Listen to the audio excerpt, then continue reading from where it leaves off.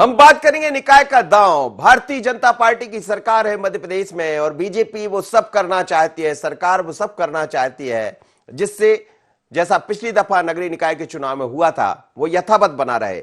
नगर निगम पर कब्जा करना, साथ ही नगरीय निकाय में बेहतर परफॉर्मेंस करना, लेकिन इसके लिए जरूरत पड़ती है लोगों को जोड़ना। हमने ये भी देखा है कि शिवराज सिंह चौहान लगातार नगर निगम क्षेत्रों में पहुंच रहे हैं। पहले कल वो रतलाम गए थे, उससे पहले हमने उनको सागर में देखा, इंदौर में देखा और बाकी छिंदवाड़ा में भी देखा। तो क्या यह माना जाए कि बीजेपी पूरी तरह निकाय पर चल रही, लेकिन निकाय पर एक बड़ा दांव लगा दिया बीजेपी ने और ये नगरीय निकाय यानी नगरीय निकाय जो विभाग है उसकी तरफ से देखने को मिलेगा। और अब सरकार सीनियर सेक्रेटरीट एक मामला पहुंचा है जिसमें अवैध कालोनियों को वैध करने की बात कही जा रही है। बाकायदा इसका एक नया एक्ट तैयार किया गया है, ड्राफ्ट तैयार किया गया है और विधानसभा सत्र में इसमें लाने की तैयारी है। मानना है कि इस एक्ट के मार्फत कई ऐसी कॉलोनियां हैं जो 2016 के पहले बनी कॉलोनियां थी, उनको वैध कर दिया जाएगा। वैध करने के लिए 7067 कॉलोनियों को चिन्हित भी कर दिया गया और यदि ऐसा होता है जो अवैध श्रेणी में आती थी, यदि वो वैध हो जाएगी तो इसका लाभ निश्चित है कि सरकार को मिलेगा और नगरीय निकाय चुनाव में बीजेपी को मिलेगा। अभी तक 970 अयोग्य कॉलोनियां थी, 5007 वैध कॉलोनियों के लिए अंतिम दौर की बात भी हो गई है और अब यह कहा जा रहा है कि 6876 अवैध कॉलोनियों को वैध करने की कवायद बड़ी तेजी से, यानी अवैध कॉलोनी को नियमितीकरण की तरफ अधिनियम 2021 के नाम से यह एक्ट लाने की तैयारी है। पर निकाय का दांव दिखाई दे रहा है। इस वक्त मेरे साथ हमारे ब्यूरो चीफ आकाश जुड़ रहे हैं। आकाश से समझते हैं। आकाश, हम देख रहे हैं कि संगठन अपनी जगह काम कर रहा है, लेकिन सरकार जो बैठी है वो भी नगर निगम क्षेत्र में खासकर कैसे सौगात दे दी जाए। मुख्यमंत्री कई नगर निगम क्षेत्रों में पहुंचे हैं जहां पिछली दफा भारतीय जनता पार्टी चुनाव जीती थी, लेकिन ये बड़ी सौगात होगी जब अवैध कॉलोनियां वैध हो जाएगी।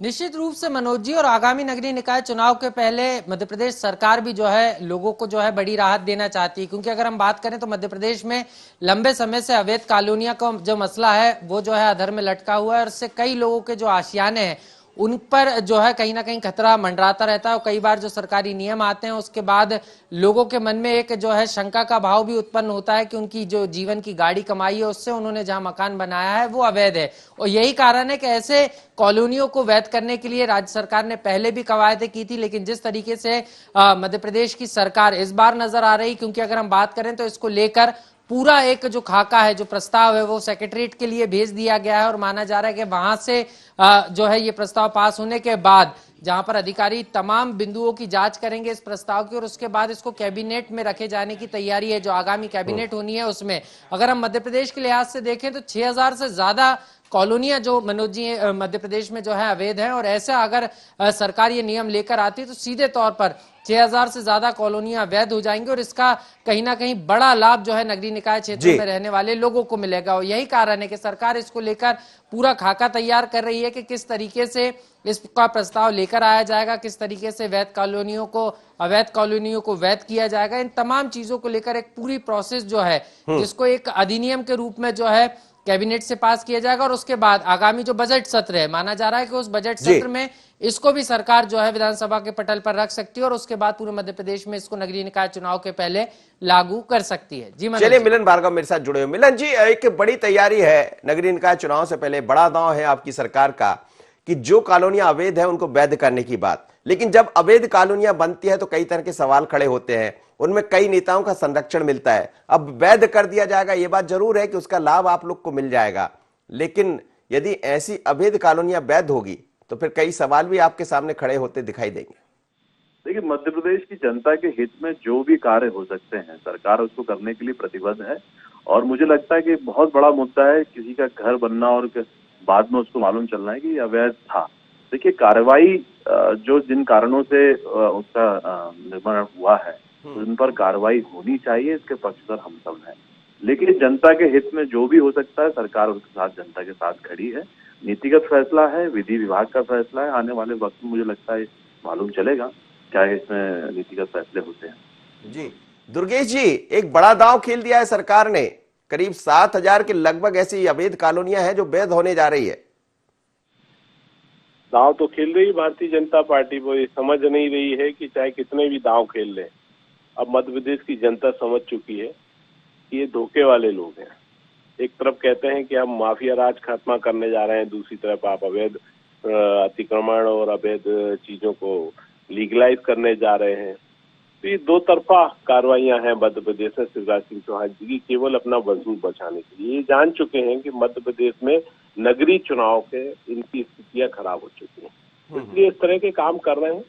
ठीक है, ये बात भी सही है कि जो वहाँ निवासी हैं उन लोगों के हित में ये काम है और होना चाहिए, पर साथ में जिन लोगों ने अवैध कॉलोनियां काटी थी या जिन लोगों ने उनको धोखे से उन कॉलोनियों में बसा दिया, उनकी संपत्ति का दांव पे लगा दिया, क्या उनके खिलाफ कोई कार्रवाई करेगी? मिलन जी, ऐसा होगा क्या? जवाब दे दीजिए।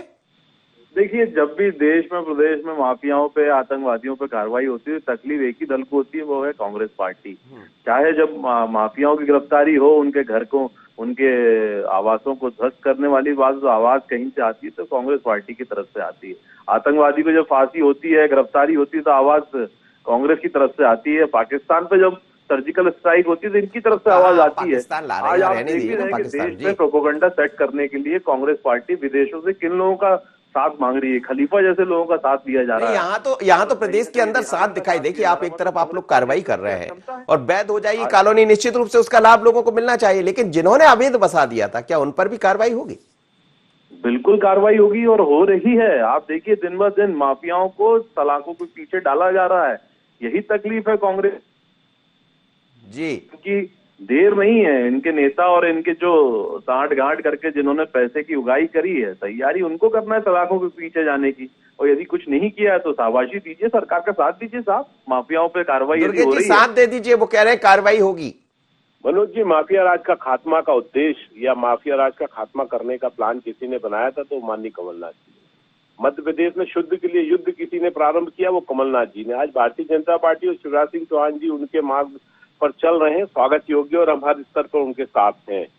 तो मैं फिर से इनसे पूछूंगा, जिसको ये गुमराह कर गए, इधर उधर कह गए कि साहब कांग्रेसी लोग, अरे भैया, आपको कांग्रेसी कहीं एक भी दिखाई दे रहा है तो सबसे पहले आप उसको गिरफ्तार करिए, और यदि कहीं गिरफ्तारी में दिक्कत आए तो दुर्गेश शर्मा जैसे कांग्रेसी कार्यकर्ता सारे आपके साथ हैं, आपके साथ चलने को। क्या माननीय भाई साहब बताएंगे कि भोपाल राजधानी के अंदर भी एक अतिक्रमण वीआईपी लिंक रोड पर निर्माण किया हुआ है, जो इनका मंत्री भी है, क्या उसका नाम तक लेंगे ये यहाँ पर, जिसके अतिक्रमण को तोड़ने की बात करेंगे? क्या ये माफिया राज को संरक्षण ऐसा करेंगे क्या मिलन भार्गव जी? जी, ऐसा करेंगे क्या? वो एक स्थान भी चिन्हित कर दिया, उन्होंने बता दिया, नजरें हमारी भी है उस पर। यहाँ भी इनको शिकायत है, किसी माफिया का नाम इनके पास कागजात हो तो शिकायत करिए, बिल्कुल करेंगे यदि इच्छा हो। और जिनकी तरफ ये इशारा कर रहे हैं, इनके खुद के विधायक हैं जो अवैध निर्माण करके रखे हैं, उस पर भी कार्रवाई हुई। किस प्रकार से इनके नेताओं ने इसमें आवाज उठाई, जब अवैध निर्माण तोड़ा गया तो आवाज इनकी तरफ से ही आई। लेकिन वो मैं वही कह रहा हूँ, बात कर रहे होंगे शायद वो आपके विधायक है। अपराधी हो, आतंकवादी हो, देश विरोधी ताकतें हो, तो आवाज कहीं से आती है तो वो कांग्रेसी पार्टी है और तकलीफ इनको होती है। तो ये बताता है कि आखिर इसके पीछे है कौन। देश में अराजकता का माहौल, दंगों का माहौल यदि कोई पैदा जगह बनी, उसके पीछे कौन है, उस पर भी तो नजर देख लीजिए, थोड़ा सा आंख खोल लीजिए। मैंने कहा वो सुनाई दे रहा है आपको, जो जगह दिखाई दे रही जिसका जिक्र कर रहे हैं, उस पर भी नजर दौड़ा लीजिए, तो वो तो वैध नहीं हो जाएगी ना। मध्य प्रदेश में कोई भी माफिया संरक्षित नहीं किया जाएगा। माफिया की जगह से सलाखों के पीछे है, जेल है और त्वरित कार्रवाई आप चल रही है। देखिए किस प्रकार से जनता के हित में लगातार सरकार निर्णय ले रही है और कांग्रेस पार्टी। दुर्गेश जी, जेल है, उसकी जगह कोई बर्दाश्त नहीं होगा। जो वैध कॉलोनियां, अवैध कॉलोनियां थी, उसको लोगों को जरूर वैध दर्जा मिल जाएगा, लेकिन अवैध देने वाले, उनको जगह जेल में मिलने वाली है। दुर्गेश शर्मा जी, चलिए, बहुत बहुत धन्यवाद आप लोगों का मेरे साथ जुड़े। लेकिन मध्य प्रदेश में भारतीय जनता पार्टी की सरकार है और सरकार ने नगरीय निकाय चुनाव से पहले एक बड़ा दांव खेल दिया है, और इस दांव होगा निकाय पर। और इस दांव के जरिए करीब 7,000 के लगभग ऐसी अवैध कॉलोनियां हैं जिसका वैध करने का पूरा एक तैयार हो गया है, बाकायदा चिन्हित की गई है। और हो सकता है कि विधानसभा के पटल पर जब बजट सत्र हो तो इस प्रस्ताव को पारित भी कर दिया जाए। जाहिर है लोगों को तो जरूर इसका न्याय मिल जाएगा, क्योंकि वो नहीं जानते कि वैध अवैध क्या होता है। वो तो अपना पैसा लगाते हैं और जीवन भर की गाड़ी कमाई उसमें लगाने के बाद ये सोचते हैं कि शायद मुझे छत मिल जाएगी, लेकिन ये छत जब अवैध होने का पता चलता है तो नीचे से जमीन निकल जाती। सरकार ने उस बात को समझ लिया, लेकिन सरकार से आग्रह रहेगा कि उस बात को भी जरूर समझे कि आखिर वो अवैध कॉलोनियां बसाई किसने थी और उसमें किसके हाथ थे। यदि उन हाथों पर भी नजर चली जाए और वो सलाखों के पीछे पहुंच जाए तो फिर बाय बाय में कोई कसर नहीं होगी, क्योंकि तो निकाय का दावा है। इतना ही मुझे दीजिए इजाजत, बने रहिए i/News 24 पर।